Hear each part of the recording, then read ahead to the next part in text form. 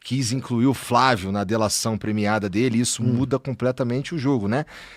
Não sei se muda completamente, mas com certeza muda o jogo, né? Porque agora ele está prometendo uma delação com o Flávio, que é um pré-candidato à presidência da República, né?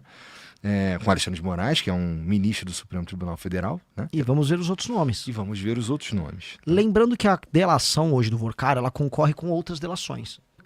Tem a delação do Fabiano Zettel, que era um dos sócios do Vorcaro, e tem a delação do Augusto Lima, que foi uma espécie de sócio do Vorcaro, foi o cara que começou o escândalo ainda na Bahia, no Credit Sexta. O Augusto Lima se delata, ele derruba um monte de gente do PT. E muita gente da Bahia. Porra. O Fabiano Zettel vai derrubar muita gente da mídia, influência, gente religiosa. É mesmo? O Fabiano Zettel era o operador pra comprar... A gente precisa de todos eles, então. O ideal era todos. Tá. Só que assim, vamos dizer, se o Fabiano Zettel sabe quase tudo que o Vorcaro sabe, se o Zettel entrega tudo melhor do que o Vorcaro entrega, o Vorcaro perde valor e nem adianta. Aí o Vorcaro eventualmente não pega o benefício de uma delação. É uma coisa de teoria dos jogos, né? Tipo assim... todo mundo tem, né, a possibilidade de fazer a delação e ferrar o outro.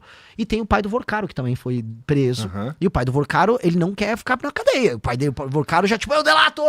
O Vorcaro também já deixou claro que ele não quer ficar na cadeia. Ele quer, inclusive, voltar a ser o dono do Banco Master, cara. O Vorcaro nunca quis... O Vorcaro tava na Ego Trip.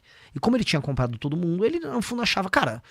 Eu só vou pegar e botar meu banco pra andar de novo, eu dou um jeito. Porque o cara tava muito na Ego Trip. Tenta imaginar, assim, é um escândalo, ele tava rodando bilhões. Então, quando a gente fala assim, ele fez um contrato lá com o Flávio Bolsonaro que ele ia pagar centenas de milhões, isso não era nada pra ele.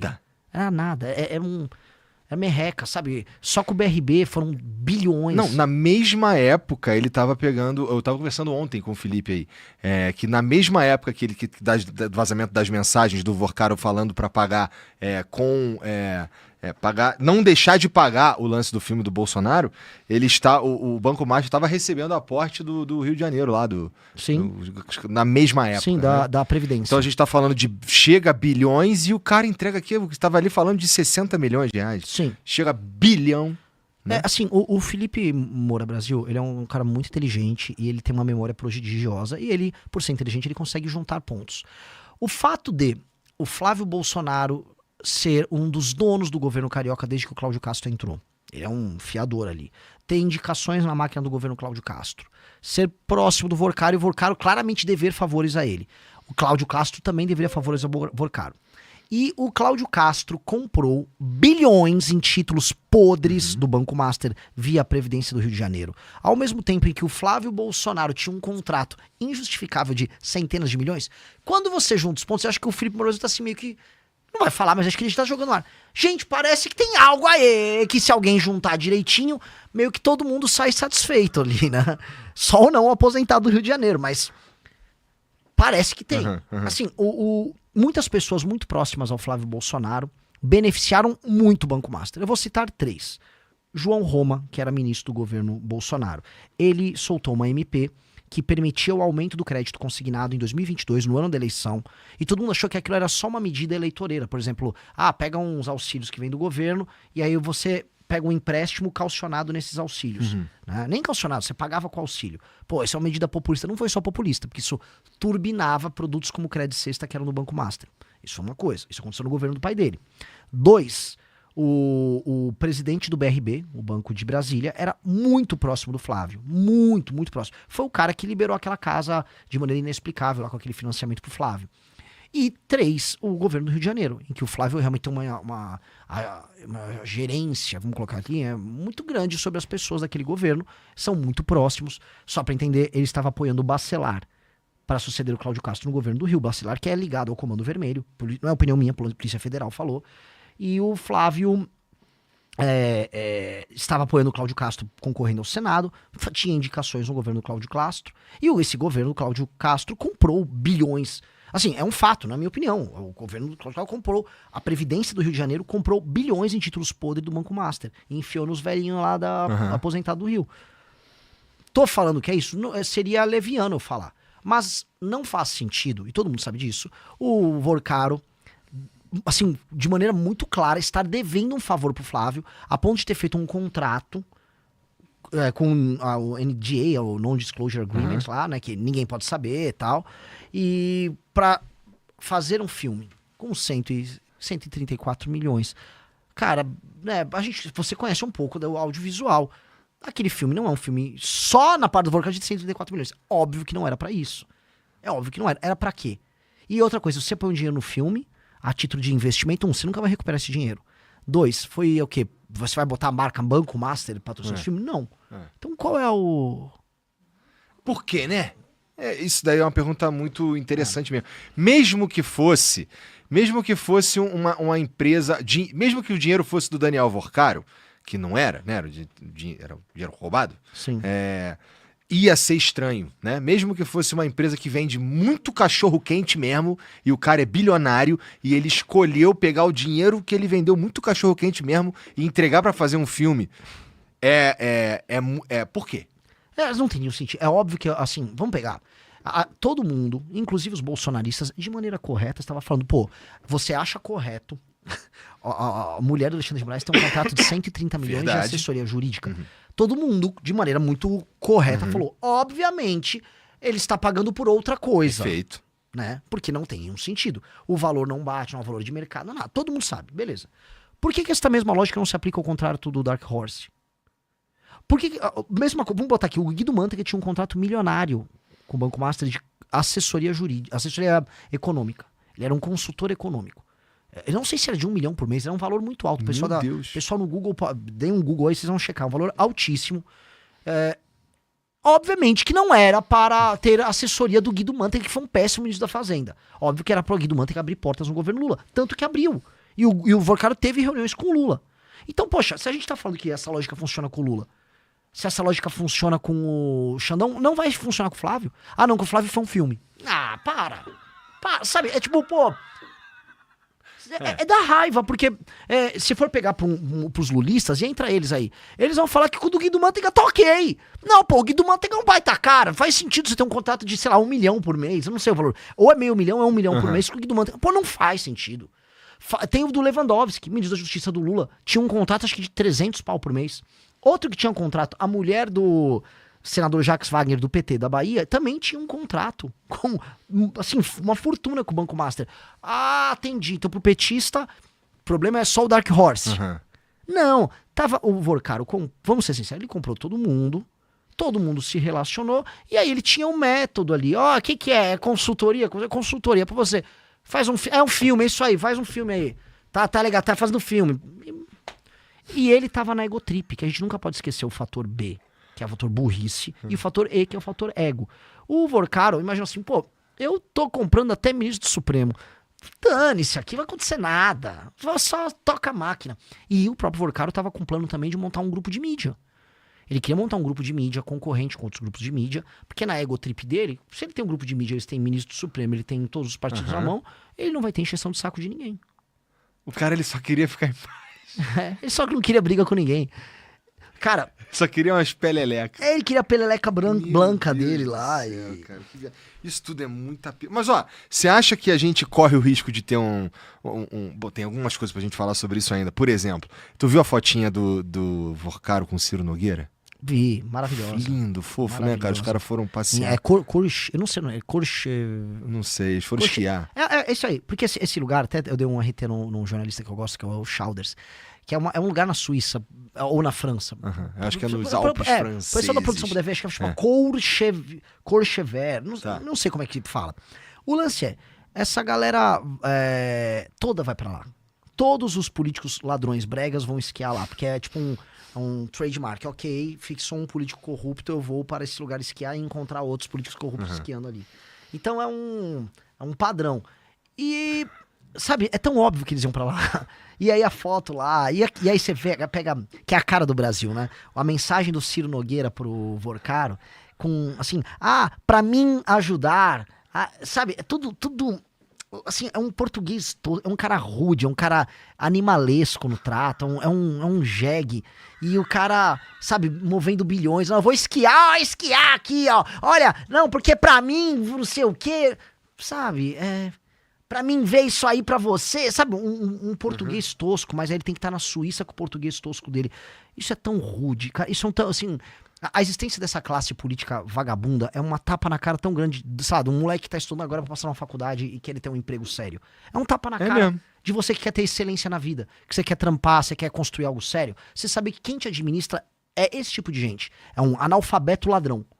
E é sempre esse padrão, é um cara burro, rude, mas ele é bom de negócio. E o tipo de negócio dele consiste em ser corrupto e ganhar dinheiro às custas de outras pessoas, que é a massa da população, que não consegue se defender. Isso dá muita raiva. Isso dá muita raiva. É uma raiva colossal. Isso dá pra mim dá raiva física, cara. É um ódio. E não um ódio tipo, eu odeio essa corrupção. Eu odeio mais a breguice deles do que o fato deles serem ladrões. Eu odeio assim, povo. Mesmo assim, roubou tanto pra isso, cara. Você roubou tanto pra isso. Nem pra ser um puta de um bandido. Você é um bandido merda, cara. É um ódio, cara. Uma galera muito, muito escrota. E é muito interessante ver. Eu gosto das defesas em geral, sabe? Que nem eu tô até agora, inclusive, tentando entender, como todos nós, na verdade, por que diabos, ou qual que era mesmo o valor, ou por que se pagava o valor pra esposa do Alexandre de Moraes lá, entendeu? Do escritório lá que ela recebia. Porque pra mim, cara, eu já te falei, isso é uma questão muito, muito séria, a gente não confiar em quem a gente percebe como justiça, sabe? Sim. Então assim, imagina que alguém fez um mal feito contra você, você vai recorrer à justiça, né?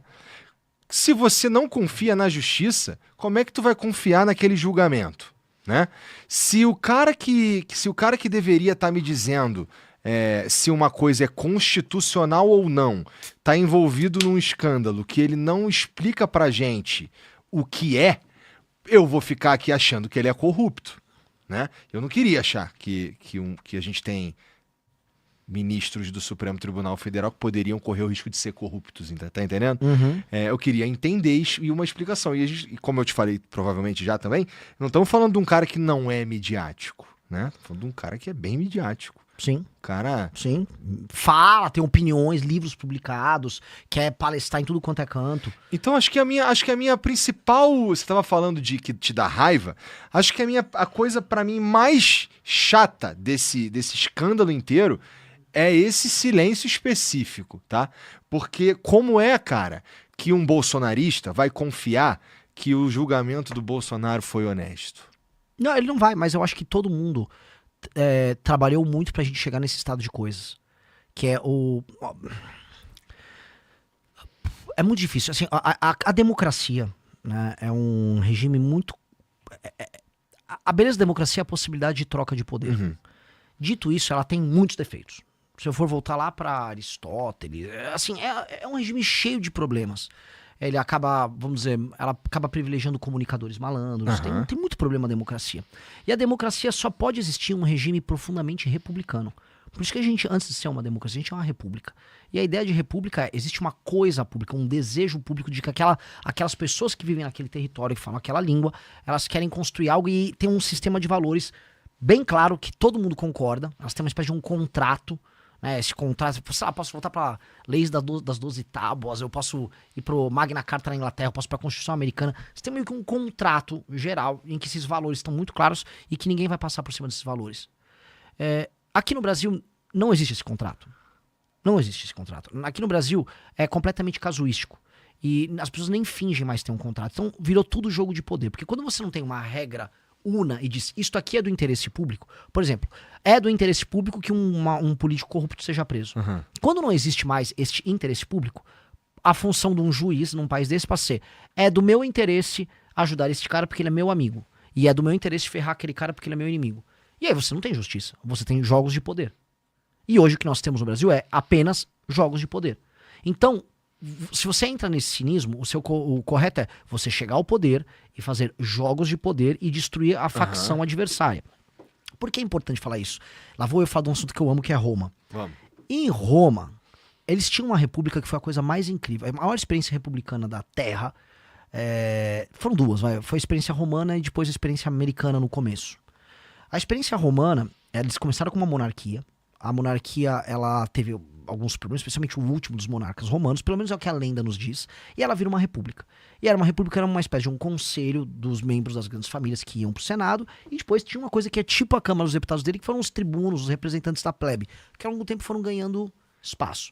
Por esse modelo, mais um modelo político-militar deles, que privilegiava o desempenho militar dos membros das famílias, criava uma competição para ver quem era o melhor general, o melhor administrador público. Isso fez com que Roma virasse uma máquina que começasse a ganhar dos vizinhos e crescer. Até que surgiu uma potência rival, que foi Cartago. Cartago vai enfrentar Roma, e Cartago leva Roma à exaustão, porque Cartago tinha provavelmente o maior general da história humana, que foi o Aníbal. E ele leva Roma à exaustão. E a República Romana poderia, sei lá, as famílias romanas terem se dividido, terem sido compradas. Cara, Roma, a porrada fortaleceu. Aquilo era um povo, aquilo era uma república que realmente acreditava em Roma. Eles foram o ápice de uma civilização. Foram tão tenazes que aí eles foram trazendo generais cada vez mais novos. O rapaz que derrotou o Aníbal, que foi o Cipião africano, era um garoto. Quando ele venceu o Aníbal já tinha mais de 30 anos, mas ele começou como um garoto e não é ele. E ele derrotou o Aníbal e Roma venceu Cartago. Ali foi o ápice deles como povo. E depois, o que acontece? Por várias razões, eles viram um império, vêm escravos, eles destroem os romanos proprietários de terras rurais, as pessoas migram para Roma, Roma incha de gente, aí você tem uma briga por terra, aí você tem os irmãos Tibério e Caio Graco, você começa a ter uma revoltas em Roma, e aquele povo que era um só, ele se divide em duas facções, que era a facção dos populares e a facção da elite, vamos botar aí. E aí você começa a ter guerras entre as facções, e é quando o Roma entra nas famosas guerras civis, Mário e Sula, até chegar às guerras que a gente conhece, famosas, que tem o Júlio César contra o Pompeu, né, aquela história toda que envolvia a Cleópatra. Como isso se resolveu? O Júlio César ganhou a guerra faccional. Ele venceu a guerra, e ele fala assim, a gente precisa restituir a ideia de uma Roma una. E ele não poderia, nessa lógica, e essa é a ideia por trás disso, ficar permanentemente se vingando. Então, não foi o Ciro, eu estou esquecendo agora, um dos grandes romanos que se opunham ao César, ele tinha cartas e mais cartas, e quando ele foi capturado pelo César, ele se matou, acho que foi o Catão, o segundo Catão. E ele tinha as cartas, o César podia pegar todas aquelas correspondências que ele tinha com outros nobres e tornar público, e não, o César não fez isso com ele. O César se tornou um líder único em Roma ali, e ele falou, vamos restituir Roma. O César morre, ele é morto no Senado, e aí assume o Augusto, Otávio Augusto, que se torna imperador, e aí a Roma entra num outro período de calmaria. O pior momento de Roma, se você olhar direitinho, foi esse momento pré-César, quando todo mundo só pensava, não havia mais uma regra una, era todo mundo contra todo mundo, legião romana atacando legião romana. Não é isso que a gente está vivendo hoje no Brasil? Não existe um sentimento de Brasil, e hoje eu sou com o PT, eu sou Bolsonaro, eu quero destruir você, eu quero destruir... Cara, precisa chegar alguém no poder e vai fazer assim, acabou a guerra, vamos parar essa bagaça. Por exemplo, eu quero chegar ao poder, eu quero virar pra um cara de esquerda, eu não quero te destruir, eu quero ver como você vai ser útil no nosso projeto. Ah, mas você não gosta de mim? Eu sei que você não vai gostar de mim, a sua função eventualmente não é gostar de mim, mas esse projeto meu aqui você vai gostar. E assim, vamos tocar essa coisa, eu não vou perseguir você se tiver uma opinião diferente da minha. Mas assim, acabou essa droga. Vamos trabalhar direito. Todo mundo concorda aqui que o Brasil tem terras raras, isso pode ser uma oportunidade pro Brasil ser uma baita de uma nação. Vamos nessa linha? Bolsonaro, eu sei que vocês me odeiam. Vocês são conservadores, vocês são pró-mercado. Vamos tocar uma agenda pró-mercado aqui? Alguém tem que vencer a guerra, que é agora vencer as eleições, e não se vingar. Porque todo mundo sabe que é uma guerra que um quer se vingar contra o outro. Nós não temos que ir pra vingança. E nós temos uma beleza no jogo, que nós temos um outro inimigo pra derrotar. Nós temos o crime organizado agora pra derrotar. Vamos botar o Brasil em guerra contra o crime organizado no ano que vem? Vamos permitir que a pessoa ande na rua com o celular na mão e não seja assaltada. Olha que revolução. O dia que uma moça... Veja só a Revolução Brasileira. Olha como nós estamos atrás. Se conseguimos ano que vem que uma pessoa consiga comprar um celular sem ficar endividada, ela conseguiu comprar o celular num preço justo, e depois ela andou na cidade dela sem roubarem o celular dela, o Brasil já melhorou 10.000%. Porque a pessoa foi capaz de comprar o celular sem se endividar, e ela conseguiu não ser roubada. Nossa! Cara, o primeiro presidente que entregar isso já é uma revolução. E eu quero fazer isso. Eu não quero me vingar do cara A, B ou C. Eu só não quero ser otário também, do tipo, eu vou começar a tocar esse programa, mas eu sou sabotado. Se vier me sabotar, aí eu vou pro pau também. Mas eu não tô procurando dividida. E eu acho que as pessoas precisam entender que é este o momento que nós estamos, e é isso que nós precisamos já. Esse foi só um dos trechos. Se inscreve e deixa o like porque ainda vem muita discussão forte por aqui.